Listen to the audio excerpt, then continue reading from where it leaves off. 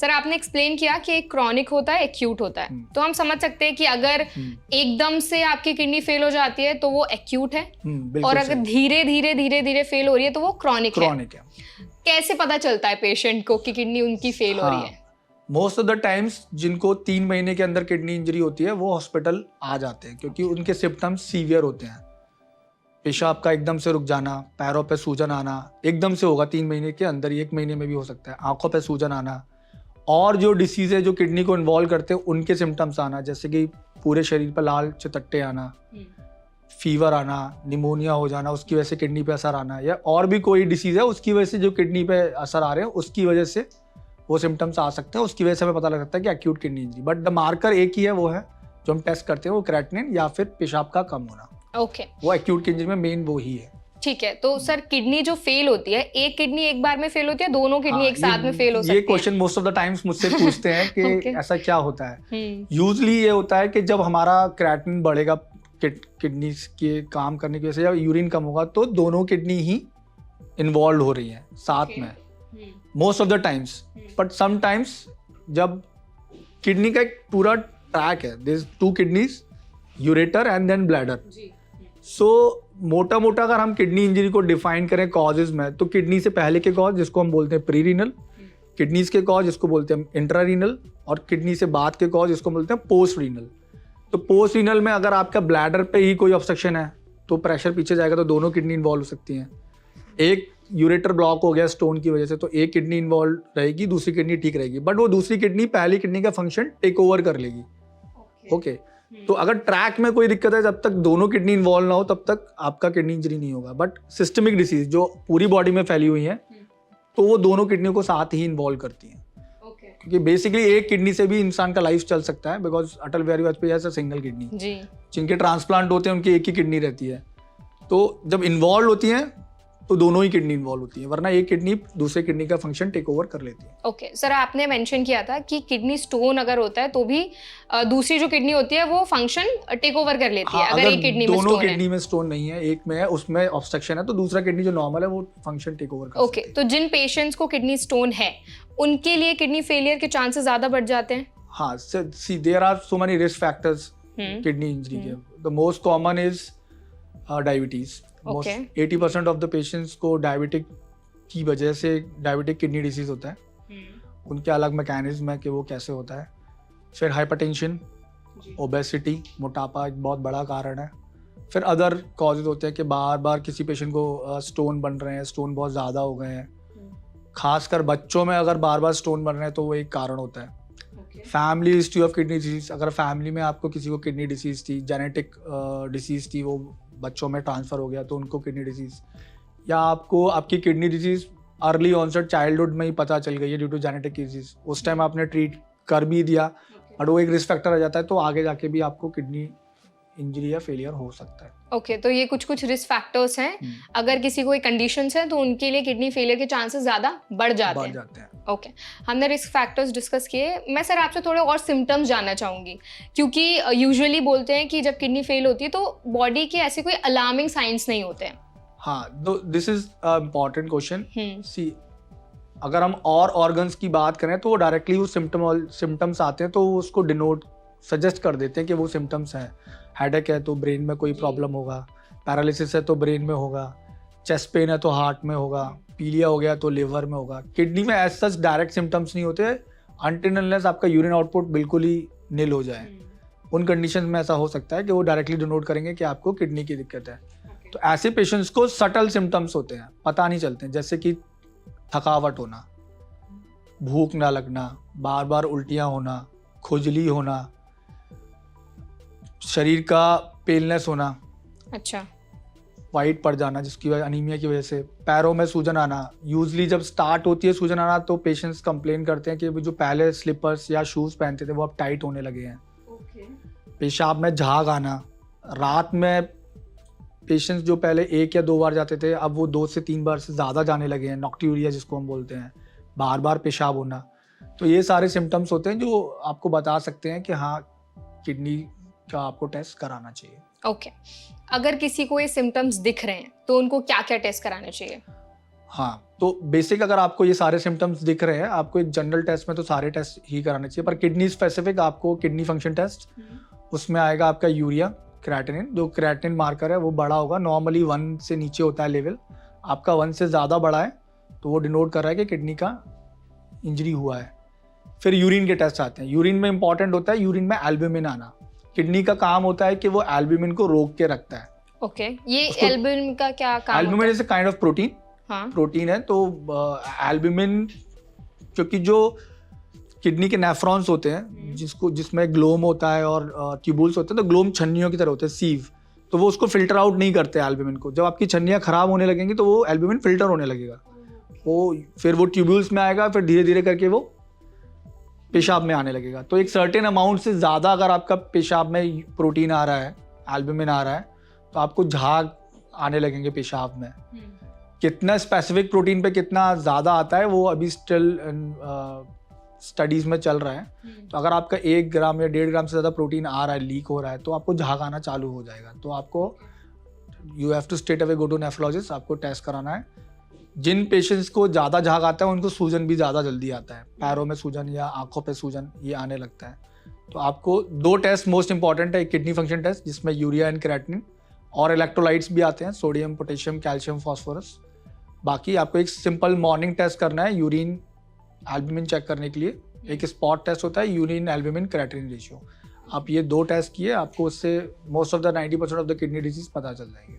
Sir, जब हम risk factors की बात कर रहे थे तो आपने बताया था कि जेनेटिकली भी ये स्प्रेड होता है। अगर किसी को किडनी की कोई प्रॉब्लम है तो चांसेस कहीं ना कहीं रहते हैं कि आपको किडनी फेलियर हो सकता है आगे जाके। किस एज ग्रुप में ज्यादा चांसेस होते होने के?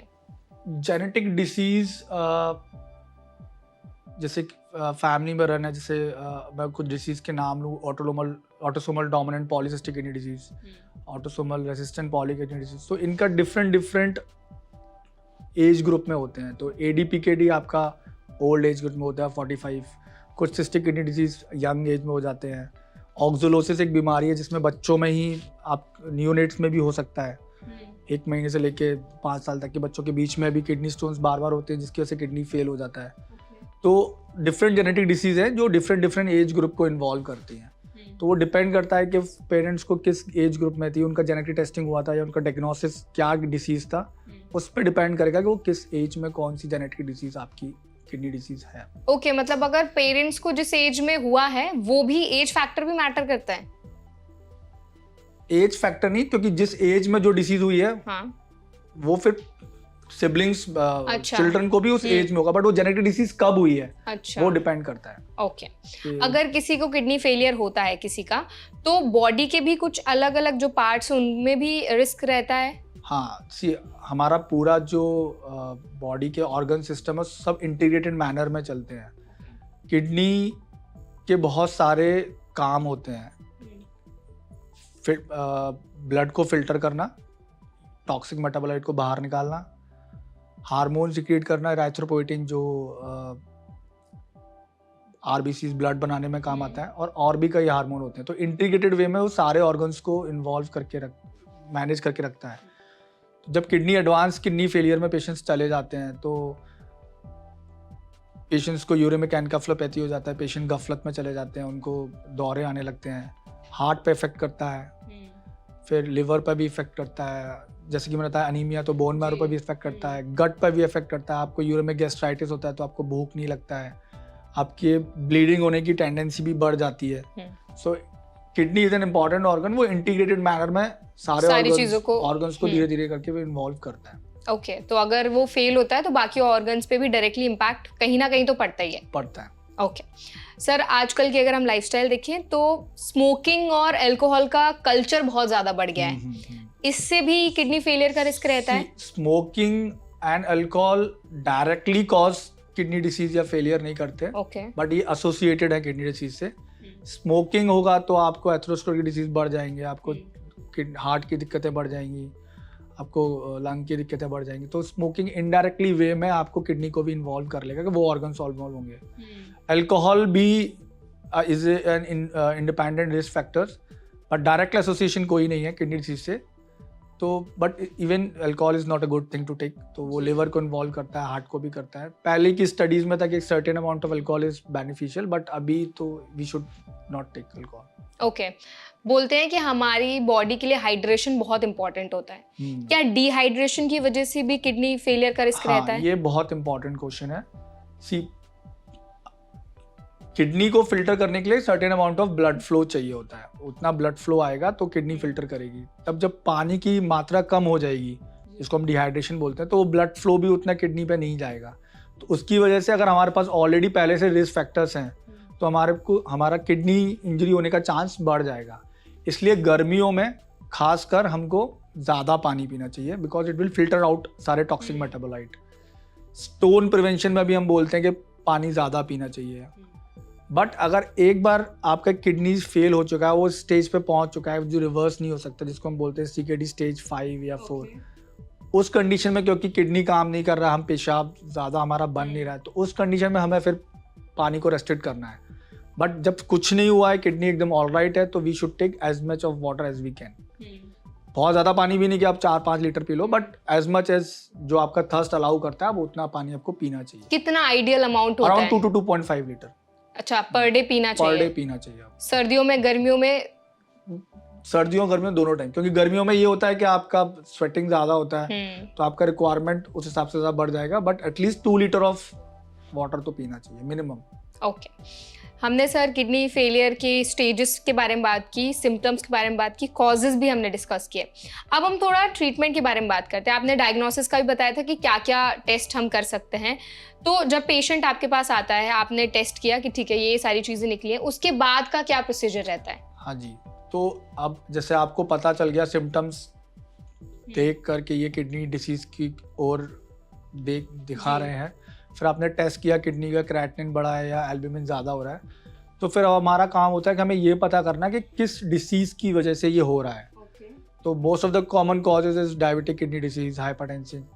अगर आपको एक्यूट किडनी इंजरी है तो उसका एक वर्कअप अलग से चलता है, आपको वो सारे कॉज रूल आउट करने पड़ते हैं, उनके डिफरेंट फिर टेस्ट होते हैं, वो डिफरेंट प्रोटोकॉल में जाते हैं। तो पहला काम होता है कि पहले काम होता है टेस्ट करना कि किडनी इंजरी है, फिर डायग्नोज करना and then the treatment part. अगर आपका 3 महीने के अंदर किडनी फेल हुआ है तो certainly there are certain amount of drugs, treatment है जिससे आपका किडनी इंजरी पूरा रिवर्स हो सकता है। अगर आपने सही टाइम पर टेस्ट कराया और आपने उसको डायग्नोज किया और आपने उसको ट्रीट किया। बट अगर आप 3 महीने से ज़्यादा हो गया है या वो आपने ट्रीट भी किया पर वो इंजरी इतना सीवियर था कि वो उससे ज़्यादा ठीक नहीं हो पाया, रिवर्सिबल नहीं हो पाया, तो फिर जब वो CKD में जाता है, 3 महीने से ज़्यादा जब इंजरी हो जाता है, तो उसमें फिर हमारा जो प्लान होता है कि वो क्रेटिन और बढ़े ना, उसके प्रोग्रेशन को रोकें। अगर वो प्रोग्रेस हो भी गया है, CKD स्टेज 5 में आ गया, जहाँ डायलिसिस का नौबत आ गया है, तो फिर डायलिसिस करना या ट्रांसप्लांट, जिसको हम बोलते हैं रीनल रिप्लेसमेंट थेरेपी। तो इसमें एक होता है डायलिसिस, एक होता है ट्रांसप्लांट। अब dialysis is a modality of therapy जिसमें 2 तरीके से डायलिसिस होता है। एक होता है हमारा हीमोडायलिसिस, जो आप ब्लड निकालेंगे बॉडी से, मशीन में डालेंगे, फिल्टर करेंगे, वापस कर देंगे। एक होता है पेरिटोनियल डायलिसिस, पेट का डायलिसिस, इसमें आप पेट के बाहर की जो मेम्ब्रेन होती है उसमें फ्लूइड डालते हैं, वो एज एन फिल्टर का, मेम्ब्रेन फिल्टर का काम करता है और फिर वो आपका डायलिसिस होता है। बेसिक 2 मॉडलिटीज हैं, that is peritoneal dialysis and haemodialysis. Okay sir, kidney transplant के लिए डोनर्स कैसे मिलते हैं, उसके बारे में भी थोड़ा बताइए। हाँ, सी फॉर ट्रांसप्लांट पर्पस हम अगर डिवाइड करें डोनर को तो 2 पार्ट में डिवाइड कर सकते हैं। One is living donor and one is disease donor. So disease donor is also called as cadaveric transplant. जो पेशेंट रोड ट्रैफिक एक्सीडेंट हुआ, जिनको वो ब्रेन डेड हो गए, उन्होंने ऑर्गन डोनेशन के लिए कंसेंट दिया या उनकी फैमिली ने, तो हम उनसे किडनी ले सकते हैं। डिसीज, जिसको हम डिसीज डोनर बोलते हैं। इंडिया में वो परसेंटेज बहुत कम है। लिविंग डोनर में भी जो जिंदा हैं, जो डोनेट करना चाहते हैं, तो उनको हम लिविंग डोनर बोलते हैं। तो लिविंग डोनर में आपके रिलेटेड लिविंग डोनर होना चाहिए, आपके फैमिली का कोई family member, mother, father, sister या योर वाइफ। डिस्टेंट रिलेटिव भी ले सकते हैं, बट वो सारे प्रोटोकॉल्स एंड टेस्ट आपको फॉलो करने पड़ेंगे, तो आपको डोनर मिल सकता है। ओके सर, अगर हम किडनी की हेल्थ के बारे में बात करें, हमने अभी ट्रीटमेंट के बारे में डिस्कस किया, एक्चुअल में ऐसे कौन से फूड आइटम्स होते हैं या कौन से ऐसे फ्रूट्स हैं या खाने की चीजें हैं जो हमारी किडनी के लिए अच्छे होते हैं, किडनी हेल्थ को इम्प्रूव करते हैं? बेसिकली जो इम्पॉर्टेंट फूड जो हम और ऑर्गन्स के लिए यूज करते हैं वो स्पेसिफिकली किडनी के लिए भी है। ऐसा कुछ डिफरेंट नहीं है कि आप किडनीज के लिए आप अलग कुछ फूड आइटम यूज करें। एक डाइट है जिसको हम बोलते हैं dietary approach to stop hypertension and Mediterranean diet, जो हाइपरटेंसिव पेशेंट्स को हम देते हैं। तो नॉर्मली जो हम फूड और ऑर्गन्स के लिए करते हैं हम वही यूज करें। फ्रूट्स एंड वेजिटेबल्स ज़्यादा खाएं, ब्रेकफास्ट हैवी लें, अनसैचुरेटेड फैटी एसिड्स को बिल्कुल अवॉइड करें, सैचुरेटेड फैटी एसिड्स थोड़ा लें। जो जितना परसेंटेज ऑफ एक डाइटिशियन आपको बताता है कि इतना percent carbohydrate, fat and protein लें। कोशिश करें नॉन वेजिटेरियन प्रोटीन लें, वेजिटेरियन प्रोटीन लें, नॉन वेज प्रोटीन कम लें। तो ये स्पेसिफिक है। स्पेसिफिकली अगर मैं बोलूँ, बहुत सारे पेशेंट्स आते हैं जिनको किडनी स्टोन्स होते हैं, उनमें हमें थोड़ा डाइटरी मॉडिफिकेशन करना पड़ता है। तो उसमें हम बोलते हैं कि हमें लो ऑक्सलेट डाइट देना है क्योंकि स्टोन फॉर्मेशन ज़्यादा हो जाता है ऑक्सलेट रिच डाइट में। तो उसमें हम बोलते हैं कि स्पिनच कम खाएं, कैबेज कम खाएं, जो कैंड फूड होते हैं वो कम खाएं, कोल्ड ड्रिंक्स, सॉफ्ट ड्रिंक्स होते हैं वो कम पिएं, जिससे कि ऑक्सलेट कंटेंट आपका यूरिन में ज़्यादा जाए, स्टोन बनने के चांसेस है। तो वो सारे अवॉइड करने चाहिए। पहले की स्टडीज़ ये भी बोलते थे कि आपको कैफीन प्रोडक्ट्स भी अवॉइड करने हैं, but now you can take, not in large amount, थोड़ा थोड़ा अमाउंट में आप ले सकते हैं। उन कंडीशंस में थोड़ा डाइट आपका डिफरेंट है। जब हमको किडनी डिसीज हो जाता है उसमें डाइट का ज़्यादा इंपॉर्टेंस है रादर देन किडनी डिजीज होने से पहले, कि फूड आइटम्स इतना इफेक्ट नहीं करते। जो आपके नॉर्मल ऑर्गन्स के लिए इंपॉर्टेंट डाइट है आपको लेना है। जब आपको किडनी डिसीज हो गया, वो इस लेवल पे आ गया कि आपको क्रोनिक किडनी डिसीज हो गया, तब हम बोलते हैं कि आपको थोड़ा प्रोटीन रेस्ट्रिक्टेड लेना है। यूजली हमको 0.8 to 1 ग्राम प्रोटीन लेना है पर केजी पर डे। जो किडनी डिसीज हो गए उनको हमें थोड़ा कम लेना है, 0.6 to 0.8। But these are all are studies of western countries, क्योंकि वहाँ पे नॉन वेज प्रोटीन इंटेक बहुत ज़्यादा होता है। We already are a deficient protein diet, हम वैसे ही बहुत कम लेते हैं। तो मैं अपने पेशेंट्स को बोलता हूँ जिनको क्रोनिक किडनी डिसीज हो गया कि आपको प्रोटीन रेस्ट्रिक्शन नहीं करना है, क्योंकि आप ऑलरेडी प्रोटीन रेस्ट्रिक्टेड डाइट ले रहे हैं। आप दालें जो खा रहे हैं वो खाते रहिए, आप जो पनीर खा रहे हैं वो खाते रहिए, सोयाबीन खा रहे हैं वो खाते रहिए। बट जब किडनी डिसीज आपका स्टेज 5 में चल गया है और डायलिसिस आ गया है, तो आपको फिर इनका अमाउंट बढ़ाना है। तो आप फिर नॉन वेज प्रोटीन भी बढ़ा सकते हैं। Egg is a very good source of protein, वो आपको ज़्यादा अमाउंट में लेना है। तो वो जब सीकेडी हो गया है, वो स्टेजेस पे डिपेंड करेगा कि आपको फिर डाइटरी आपकी अप्रोच क्या होनी कैसी होनी चाहिए। तो अगर फॉर एग्जांपल किसी व्यक्ति को अगर किडनी प्रॉब्लम्स नहीं है तो वो जो नॉर्मल डाइट होती है वो ले सकते हैं, कोई रेस्ट्रिक्शंस नहीं है एज सच। कोई अब ऑब्वियसली अब वो तला भुना ना खाए, जी, कोई भी चीज की शुगर कंटेंट फूड ज्यादा ना खाए, एक बैलेंस डाइट जो नॉर्मल होता है वो खाए। पानी पर्याप्त मात्रा में लें और फ्रूट्स जरूर खाएं। सर हम बोलते हैं कि ऑयल अगर हम ज्यादा इस्तेमाल करते हैं तो हमारे हार्ट पर तो उसका असर पड़ता ही है, क्या किडनी पर भी उसका कोई असर पड़ता है?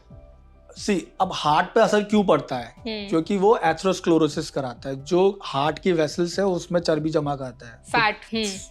वो जो फैट एंड चर्बी, तो ऐसे वो किडनीज में की भी जो वेसल्स होती है उसमें भी कर सकता है जी। तो उसको हम बोलते हैं atherosclerotic kidney diseases, atherosclerotic renovascular diseases. तो ऐसा वो किडनी को अफेक्ट नहीं करेगा, बट वो किडनी की जो छन्नियां हैं उनको अफेक्ट नहीं करेगा, पर उस पे जो छन्नियों पे जो ब्लड वेसल्स आ रही हैं, छन्नी को ब्लड सप्लाई करे, उनको अफेक्ट करेगा। तो इवेंचुअली वो कर सकता है डिसीज, पर वो हार्ट का जैसे हार्ट अटैक होता है वैसे अफेक्ट नहीं करेगा, बट हाँ कर सकता है। हेल्दी ऑयल क्या इस्तेमाल कर सकते हैं हमारी जो ऑडियंस है? बेसिकली मैं अपने पेशेंट्स को सजेस्ट करता हूँ कि आप ट्राई टू अवॉइड ऑयल।